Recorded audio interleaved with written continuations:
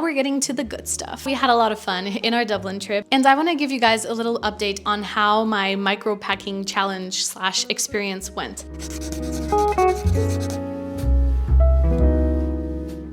I am incredibly surprised and proud of myself for how well this went. I didn't miss anything. I actually think I could have gone with just one sweater instead of two, which I know, it surprised me as well. I already thought I packed very little, but start by talking about the things that I missed. A lot of you pointed out that I should have taken like a small, foldable, reusable bag. You are 100% correct, I should have. It takes up no space in my bag. It would have been handy to have. I ended up having to buy a plastic bag in the supermarket. Why?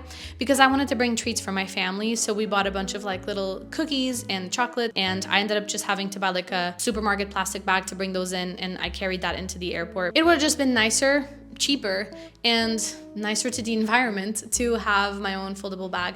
I could also see it being useful for things like laundry, but a lot of you pointed this out and a lot of you were correct. Up next, there was a lot of recommendations on the deodorant situation. By far the most recommended ones were Native and Wild. I've tried personally the Wild brand. I didn't love it. It left a lot of stains on my clothes, especially my white clothes.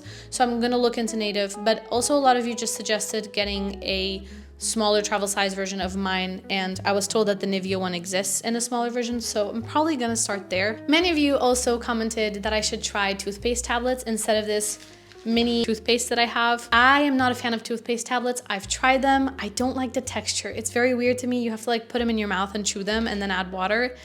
I just can't get on board, okay? I tried, I promise I tried, I just don't like it. So I feel like this is a good compromise. It's so tiny, you know, like it's smaller than my microphone, the size of my microphone. So another thing I messed up was definitely the brush situation for my hair. I don't know if you guys remember, but I talked about taking this like small foldable brush. It didn't work, okay? I have very fine hair. It was very, very windy in Ireland. Okay, we're not flying away, so. Not yet.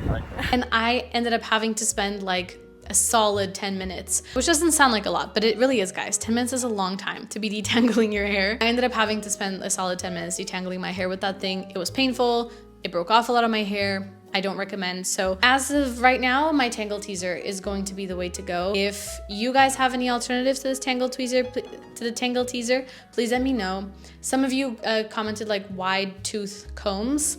I just don't think that'll work. My hair is too like fine. Yeah, for now I'm gonna have to like just go with the Tangle Teezer and accept the size that it takes up. Something else is, and you might notice in some of the pictures that I took, I bought a scarf in Ireland for two reasons. One, it was very cold, colder than we thought. We actually got hit by a red alert storm while we were there, but it was much colder than I thought. And like I said in my previous video, if I miss something, I'll buy it there. Not a huge deal. What I thought, however, is I was already looking for one of these like really chunky, colorful scarves. I don't have anything like this in my closet.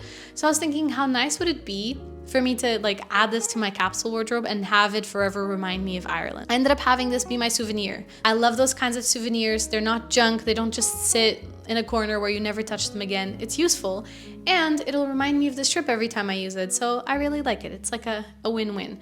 I actually did the same thing with my red scarf that I originally packed. I bought it in Hong Kong on our honeymoon. I mentioned it in my other video. Every time I put it on, it reminds me of that trip. So it's just a lovely little, yeah, a little touch. I also ended up not using my tripod that I packed, but this is a very chance thing because we were just very lucky and we were trying to take pictures together and so many people offered to take pictures for us.